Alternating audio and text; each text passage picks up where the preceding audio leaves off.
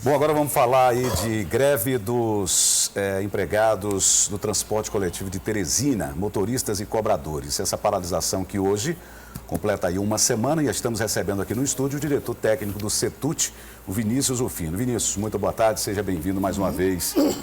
Para a gente atualizar o nosso telespectador, o teresinense que depende, principalmente aquele que depende do transporte público, como é que estão sendo?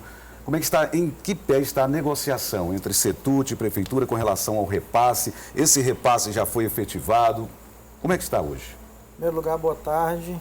Boa tarde, espectadores. Nesse momento, ainda não temos um acordo, por assim dizer.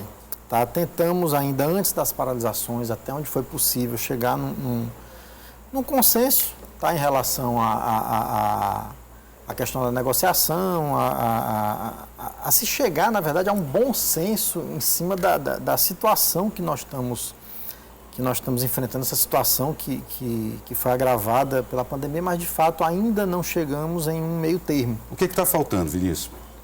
Na realidade, eu diria que está faltando, de fato, bom senso. Como Alguém precisa ceder um pouco?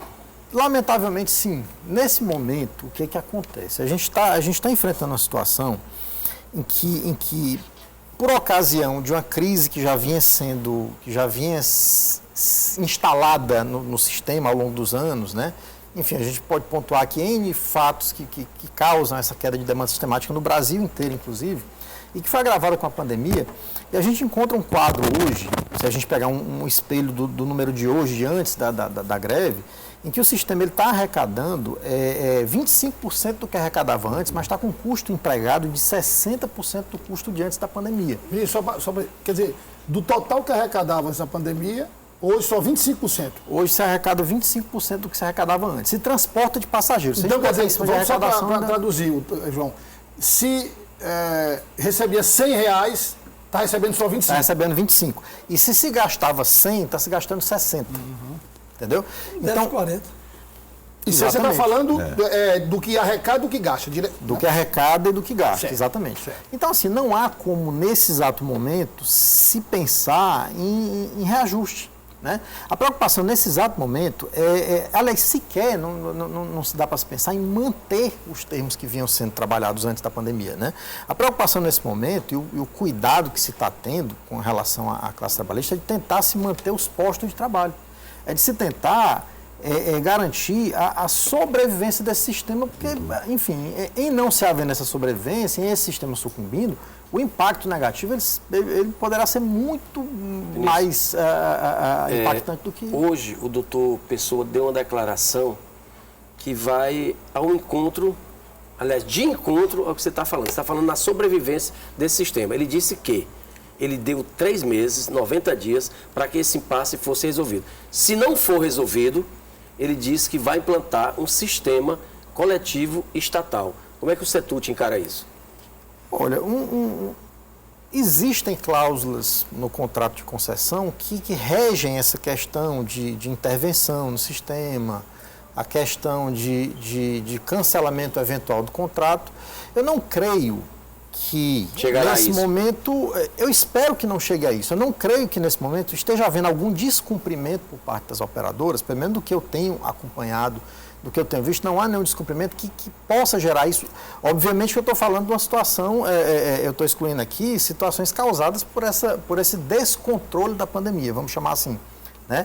Que foi uma situação que enfim, que por deliberações fora do controle das operadoras, a gente teve, embora tenha havido aí uma redução de frota por determinação do poder público, mas houve um impacto negativo no sentido da perda de passageiro transportado. A demanda, só para você ter uma ideia, no decorrer desse período, a gente chegou a ter uma perda de demanda na faixa de 95%. De passageiros que se transportavam antes. Antes da pandemia, a gente transportava 220 mil passageiros dia, aproximadamente. Né? No auge da pandemia, já lá naquele mês de maio, entre maio e julho, a gente estava transportando 9 mil passageiros dia. E ainda com uma frota bem superior a isso. Né? Uma frota naquele período na faixa de 80 veículos, 90 veículos. Hoje com a frota de 220 veículos, estamos transportando 56 mil passageiros. Ainda está um desequilíbrio muito grande. Então, assim, há toda essa questão, não creio que isso o que qualquer que seja o motivo, esteja constando como motivo um descumprimento tal que possa levar a um cancelamento de contrato, e não creio também que uma eventual municipalização do serviço ela vá trazer um benefício para o usuário. Tá? Porque se a gente parar para observar, basicamente você passa a operação de uma mão para a outra. Né? Você não vai aí por si só trazer uma garantia de que eu vou ter um serviço melhor, eu tenho termos a serem cumpridos desse serviço, eu tenho inclusive uma visão do passageiro de como é que é esse serviço. Então, eu acho que municipalizar por si só não resolve o problema para o usuário. Sem falar que o senhor falou aí que no contrato consta alguma cláusula sobre isso, né? Exatamente, constam cláusulas, tem questão de indenização, e além disso tem toda uma estrutura que não se fala. Tá? Não é só simplesmente você terceirizar uma mão de obra e colocar para rodar. Tem toda a questão estrutural, tem toda a questão de regra, tem a parte jurídica, que aí já é outra esfera, que eu acabo nem entrando muito, porque, enfim, seria já uma esfera superior, mas tem todo esse contexto até você chegar, de fato, numa situação de municipalização. Ministro, me diga uma coisa. O Douglas, o Pedro, eu, o João, nós acompanhamos há muito tempo na imprensa as greves que ocorreram. Então, houve gente que se aproveitou dessas greves para se eleger vereador, para se eleger deputado. Sempre teve um componente político muito forte nisso. Nesse momento, nessa mesa de negociação, você disse que precisa bom senso, de um lado e do outro. Nesse momento, você acha que o entrave que está tendo é político?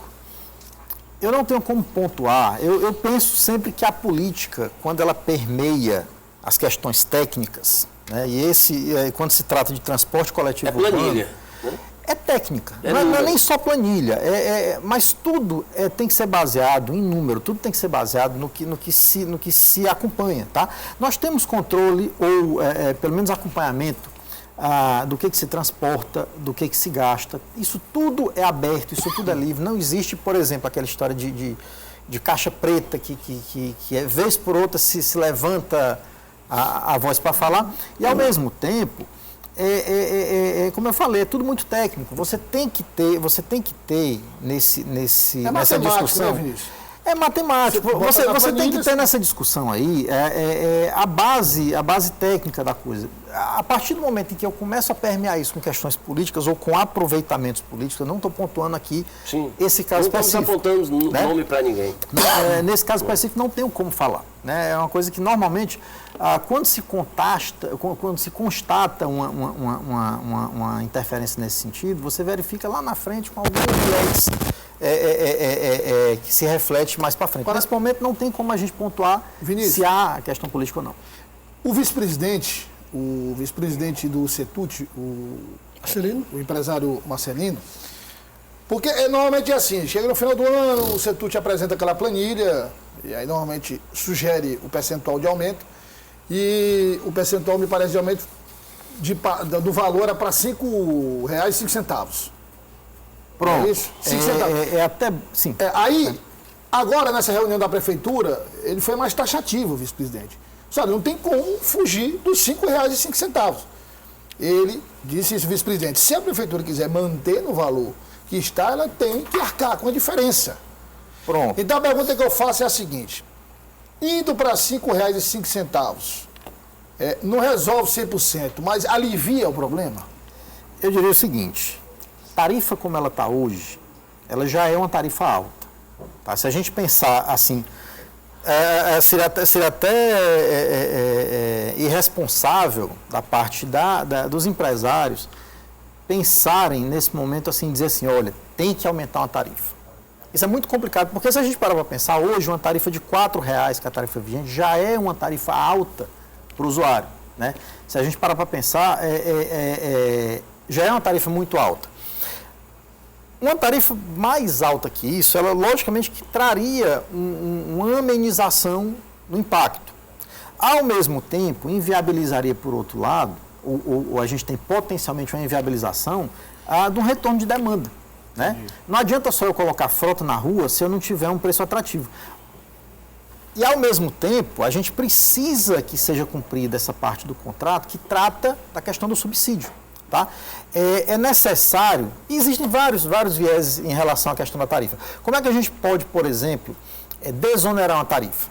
Tá? Primeiro ponto é o que está lá no contrato, é através de subsídio. Tá? Eu tenho uma tarifa que está indicando hoje um cálculo técnico, que é importante ressaltar que esse cálculo foi um cálculo interno nosso do CETUT, tá? Que indicou uma tarifa, que seria uma tarifa para se equilibrar, na faixa de R$ 5,05, que não estaria nem exatamente um equilíbrio. Ela tá baseada em um cenário de um eventual retorno a 100% do que se transportava e se colocava de frota antes da pandemia, né? Mas, ao mesmo tempo, essa diferença ela deveria ser coberta pelo poder público. Tá? Isso está lá no contrato. Tá? Existe a separação, assim como em outras capitais, em outras cidades do Brasil. Todas as que foram licitadas depois de 2013 já são alinhadas com a Lei Federal de Mobilidade Urbana, que define exatamente para garantir uma modicidade tarifária para o usuário e uma garantia de equilíbrio econômico-financeiro para o sistema, que o município ele deve interferir no sentido de subsidiar essa passagem. Tá? Existe a separação na regra da licitação, na regra do contrato, do que é uma tarifa de remuneração, do que é uma tarifa de arrecadação, que é a tarifa cobrada do usuário. Tá? Ao mesmo tempo, existem outros fatores que oneram nossa tarifa. Tá? A gente tem aqui, por exemplo, um índice muito alto de passageiros que não pagam nenhuma tarifa. Comparado com outros estados? Outros municípios do Porto de Teresina? Sim. Existem, eu não vou ter o número de cabeça da média nacional, mas o nosso é ligeiramente, um pouco alinhado, mas um pouco acima. Nós estamos com 16% de gratuidade no sistema. Quando eu falo gratuidade, é aquele passageiro que, por lei, não paga nenhum tipo de tarifa. Tá? Idoso, pessoa com deficiência. Aqui nós temos oficial de justiça, PM, policial militar, policial civil, agente penitenciário e operador do sistema. Operadores não entendem nada porque, enfim, é a parte do sistema que está operando. São 6 categorias, 7 categorias aqui que não pagam nenhum tipo de tarifa e não há nenhum tipo de subsídio a essa tarifa. Esse número sequer entra no cálculo tarifário, né? Ele não entra nem para compor. Digamos, esse custo é arcado pelo sistema. Esse custo é arcado pelo sistema. O que é subsidiado é o estudante, né? O estudante, ele é subsidiado, vírgula. Ele está lá no cálculo da tarifa de remuneração, tá? Existe uma ponderação a ele, mas se a gente parar para observar na prática, em relação a essa questão até da velocidade com que se vem o aporte, ainda enquanto vinha esse aporte de subsídio, você ainda tem uma deficiência pelo prazo em que se demora para se chegar a esse aporte. Então, assim, não há também essa tarifa, subsídio pleno à tarifa do estudante. E o estudante de Teresina, é importante ressaltar que ele é a menor tarifa do Brasil, de estudante, proporcionalmente, né? O estudante aqui paga 34% na tarifa inteira. Meia da meia. É menos da meia. Nas cidades em que há cobrança de benefício, aliás, em que há o benefício para o estudante, essa tarifa é de 50%. Né? É meia mesmo. Vinícius, só para a gente encerrar aqui nossa conversa, para o telespectador, para o usuário do sistema saber, a previsão para terminar essa greve, quem falta ceder? Lá no começo eu perguntei, alguém tem que ceder. Os motoristas estão aí reivindicando os direitos, vocês estão também reivindicando dinheiro também. Tudo é questão financeira. Dá para se terminar logo essa greve? O que está faltando para a gente encerrar e deixar o teresinense mais tranquilo? Me permite só acrescentar na pergunta do João. Ou isso tudo vai terminar na justiça, vai judicializar? Pois é.